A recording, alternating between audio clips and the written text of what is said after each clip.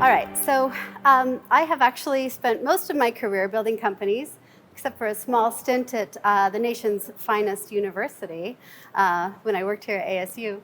But I've built lots of different types of companies. I think one of the first rounds of exposure that I got to company building was simply when I was a teenager and there were two dentists that wanted to show up and work on teeth and do nothing else.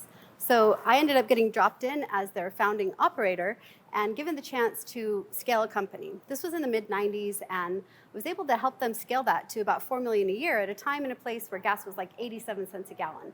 And previous to that, they had done maybe a couple $100,000 a year. So it was my first taste of kind of looking at, oh, wow, this is interesting. What does it mean to create an enterprise in a way that scales up and serves a lot of people, but creates a lot of benefit for everyone involved? Across the next 25 years, I did a lot of different things. I built several SMBs, some for myself, SMBs, small businesses. So think a lifestyle company or a Main Street business, more brick and mortar or more services oriented. And then in the last 7 or 8 years, I've really dove into understanding more of what it means to build a startup or a growth company, one that has that repeatable, scalable business model at its core, like usually a software company or some others that was able to scale up even more quickly. So it's been interesting to me because I tell you, if I stand in your shoes, I got a chance to talk to some of you before this, and one of the things that stood out to me is that when you think about company building, when you think about creating something that's going to serve the world, benefit you, benefit your family, just create impact and reward all of those that get busy in that creation process, there are some things that I wish I had known and that I just figured out in the last 5 or 7 years. And so I want to dive a little bit with our first topic into what it means to innovate in a way that creates enterprise value. Because it's very logical to think about when we're building a company that we get revenue from the company and that becomes a part of our reward from the company, right? That's the part that's more obvious, I would say. But what isn't obvious is that there's a significant difference in the way that we build a company and in the types of companies that we build in, again, what we'll call enterprise value. The simplest way to think about enterprise value is if you were to sell your company, what is that price tag on it, okay? So what's the value of the enterprise that you built? Again, not every business is going to be something that you want to sell, but it's certainly something to keep in mind because as you build any enterprise, there's a different way that you would make decisions, that you would found a company, that you would finance or capitalize a company based on what type of a company you're building. So I want to break that down a little bit for you. Sound good? All right. So entrepreneurship, big word, literally and conceptually, right? And innovation often drives us toward starting a company. We can also innovate in our jobs, which is a really fun way to be able to innovate where we have access to some resources and we can make a difference without the weight of an actual company building, the leadership, the economics of that on our shoulders. So it's a great place to exercise your muscles of innovation and build them. But if you do find that you want to step out and build a venture, here's a couple of the things that I think are worth knowing. So when it comes to, again, entrepreneurship is a big word, and there are two distinct categories or types or can't think of the word, but there's two different aspects of company building. And I want to borrow something from, has anyone read the book Disciplined Entrepreneurship by Bill Aulet? Okay, sure. Brent has. That's good. That's good. So this concept was first introduced to me or brought to clarity for me through his book, and I may alter it a little bit. But if we think of an axis here with two types of company, this is the one that I'm going to call an SMB or a Main Street company. So this is, again, services-oriented oftentimes, brick and mortar. This is your restaurant. This is your dog groomer. This is even your industrial or ergonomic furniture manufacturer that does $50 million a year. So when we say SMB, the S, the small part, isn't always that small, right? But it's more of this kind of Main Street, heart and soul, really what America is built on. Amazing companies that keep all of us circulating through our daily lives. And then over here, there's what I'm just going to call for now startups. There's not a lot of good lingo that there's certainly crossover between these two nomenclatures, but for now, that's how we're going to define the two.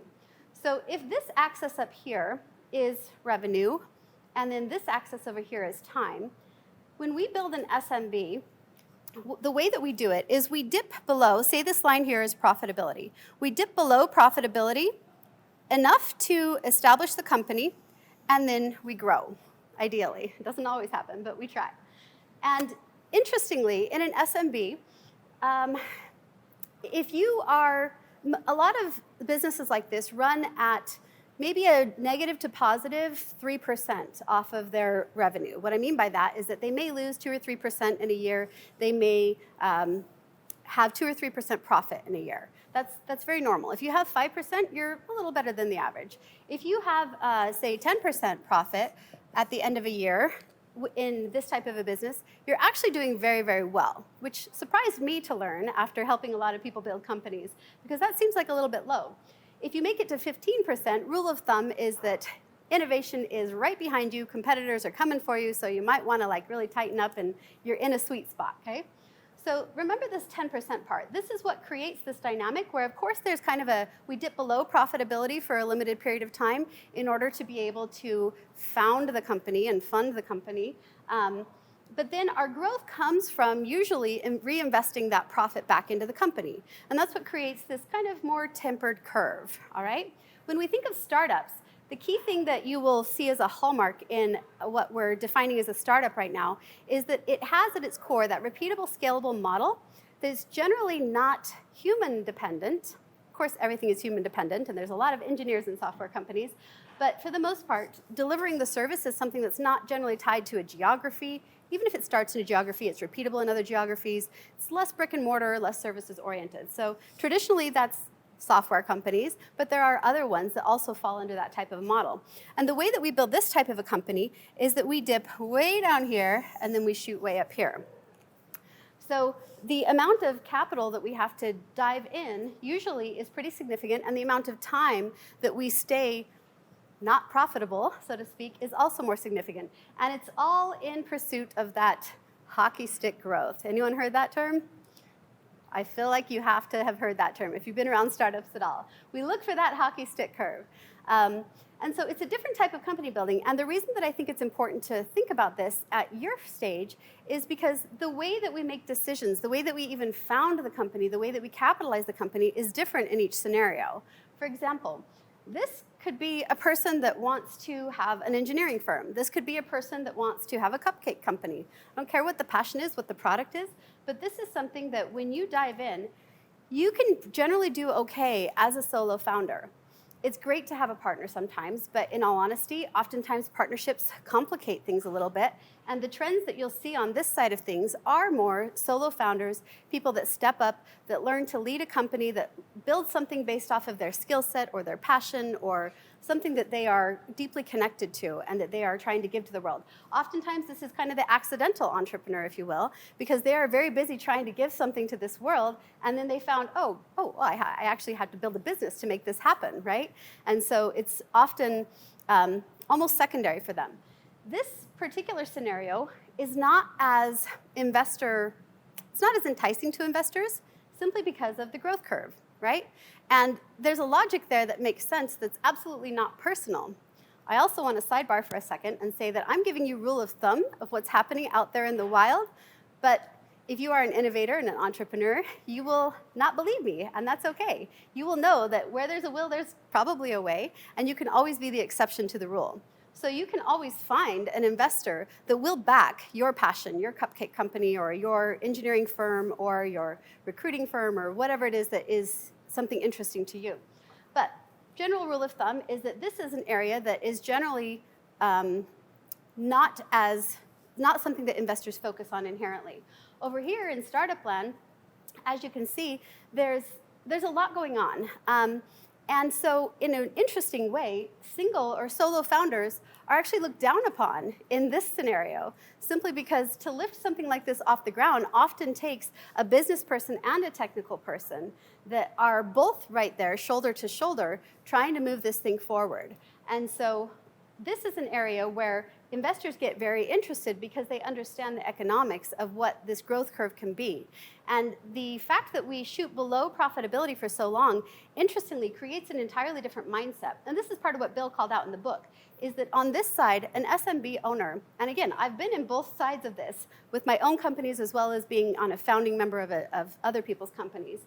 And I can tell you that when you're on this side, your appetite for risk is just inherently limited sometimes because your personal balance sheet and the balance sheet of the company are pretty intricately tied together.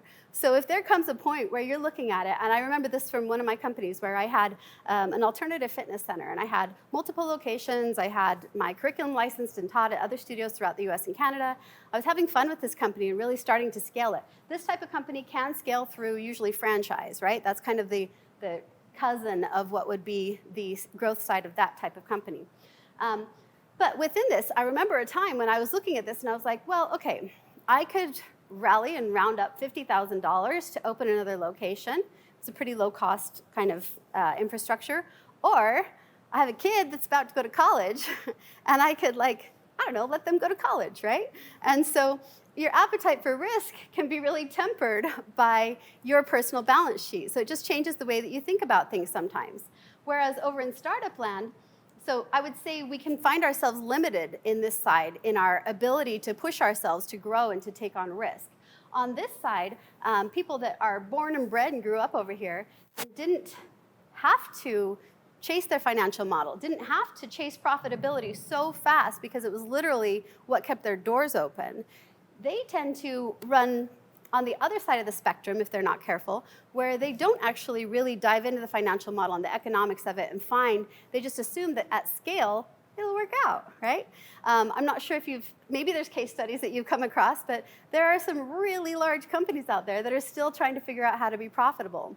And for me, coming from this world, that just blows my mind, right? Like, isn't that at the heart of what a business should be? But at the same time, while they do need to end up there, if they're going to go public and succeed, or if they're going to ultimately, this capital does eventually run out if you don't find that ability to become profitable and start climbing up there. But it's a different mindset. And so I really think that both types of thinkers can benefit from moving toward each other, because our ability to take on growth and to try and create big things in this world is important to remind ourselves when we're building something on this side of the spectrum. And on this side, our ability to keep the economics in mind and stay somewhat disciplined in the way that we build, even if we have access to capital that's coming from investors, is also going to make us a stronger, better company that also wins and grows out there. So this is kind of a piece of what I wanted to give you guys a chance to open your mind to, because I should add the other piece of this. As I mentioned, enterprise value. This is fascinating to me. I'm going to sound like a hardcore capitalist for a minute, so bear with me. But I'll add the caveat that, to me, creating value, creating wealth, if you will, it really, the American dream isn't to get rich. The American dream is to have freedom. Anyone disagree with that? Freedom of our time, freedom to access what we want to access. That's really what we tend to be chasing. And the more wealth that we create through enterprise value, the more that we have freedom. And oftentimes what we find ourselves doing is using that freedom to pay it forward and to give back and to create more opportunities for other people to grow in that similar fashion. So that's the way that I look at wealth generation. So I never feel too bad about being a hardcore capitalist. But when you go to sell a company like this, and again, I've sold shares of this kind, and I've sold this kind before. So if this is our top line revenue, is the term EBITDA familiar to people? EBITDA, anybody? Okay, we'll come back to that. And then this is kind of our profit in the middle. So really bad handwriting, sorry guys, not my forte here. So when we think about the sales of the company, meaning how much we sold that year, our top line revenue is here. All of our expenses are this gap. Our EBITDA is our earnings before income tax, depreciation, amortization, that kind of stuff. So it's kind of a version of our profit before taxes. And then our profit is down here, okay? So when we look at this, if you sell this type of a company, an SMB, usually the formula is somewhere around 2 to 5 times your EBITDA, okay? So if you have a company that's doing $1 million a year in revenue, and say 100,000 of that is profit at the bottom after all of your expenses, then when you go to sell that company, or if you sell shares on it or anything like that, you're generally going to sell it for 200 to 500,000. Right now is what we call a frothy market. I'm out there shopping, selling shares, and so I'm in the details of this a lot. And right now we're seeing that even up to 7 or 8% on a profitable company of this type. And again, when I say SMB, they can be doing 10 million, 20 million, 50 million. It's not necessarily a small company, but it does still apply across that spectrum. On this side of things, guess what number they use to determine the factor that they're going to create a multiple of for the sale price? Anybody want to take a wild guess? One of the things. It's the revenue. So generally, it'll be anywhere from, in most cases, 10 to 25 times this number. So I feel like whether you came from engineering or whether you came from design, you're pretty clear on the math here of the difference between selling for something that is after all of your expenses at 2 to 5x and something that's 10 to 25x your top line. So this is why we see in the news all of these celebrations around the billion-dollar unicorn and the software company that shot up and got all of this investment at a crazy valuation, or that exited at a crazy valuation. Because this is the way that companies or enterprise value is measured, and enterprise value is created and bought and sold out there in the world. And so the interesting thing to me is that I don't want to ever come across saying that it's better to build this type of a company, because I'm sorry, but we all are excited to eat at the cool new restaurant in town. Like we need this entire ecosystem, and they are all very important parts. If we don't have engineers, if we don't have architects, if we don't have all of these people, then the whole world doesn't work, right? There's a very important part of each aspect of this. But for me, as I grew over time, I built a few of this types of company, and then I watched a bunch of my friends build this type of company, and I was like, hold on, wait a second here, right? Like it's almost equally as hard to get this company from 0 to 1 million in revenue, or to 10 million in revenue, as it is to get this company from 0 to 1 or 10 million in revenue. And you can see the difference in value or enterprise value creation that you have across these two types of companies. So again, the hallmarks of this type, often it's software, but that's only because of the principles underneath it, which is a repeatable, scalable business model that's not generally dependent upon services or human capital to deliver the goods, or tied to a tight geography or a local geography, unless that's then going to be repeated in multiple places without friction. So am I making sense here? Okay, I should add, so in my story, what this turned out to be is after I sold this company, and I built a few other ones along the way, this is the type of company that I'm building now. So I had this moment, I guess it was almost 3 years ago, where I was thinking about innovation, and I have a friend, I'm actually seeing him this afternoon, that basically took a simple concept, something that's an everyday product, and he just made it a little bit better. So innovation versus invention, right? And he has now sold, I don't know, somewhere between 250 and 350 million of this teeth whitening kit that he made, right? And I first was working with him. He was in my CEO peer circles 5 years ago when he was very first building this thing. He's an ASU alum. And so watching him go through that, I found that for myself, with a product that I care very much about, which is mascara. For those of you that are not familiar, it's the black stuff on the lashes that makes our eyes go wow.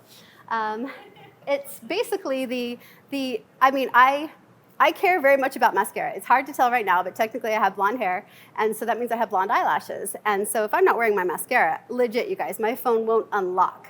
It's like, who's this? Intruder alert. We don't recognize this person, right? Like, I'm not really leaving the house without my mascara. So this is a product that is very, very close to my heart, and kind of repeatedly throughout the companies that I build, my mission, I had kind of a crazy and really difficult and traumatic first 30 years. So the last 15 years in my company building, I've really focused on helping women feel better about themselves in life, because for me, that would have meant a lot to me in those earlier years.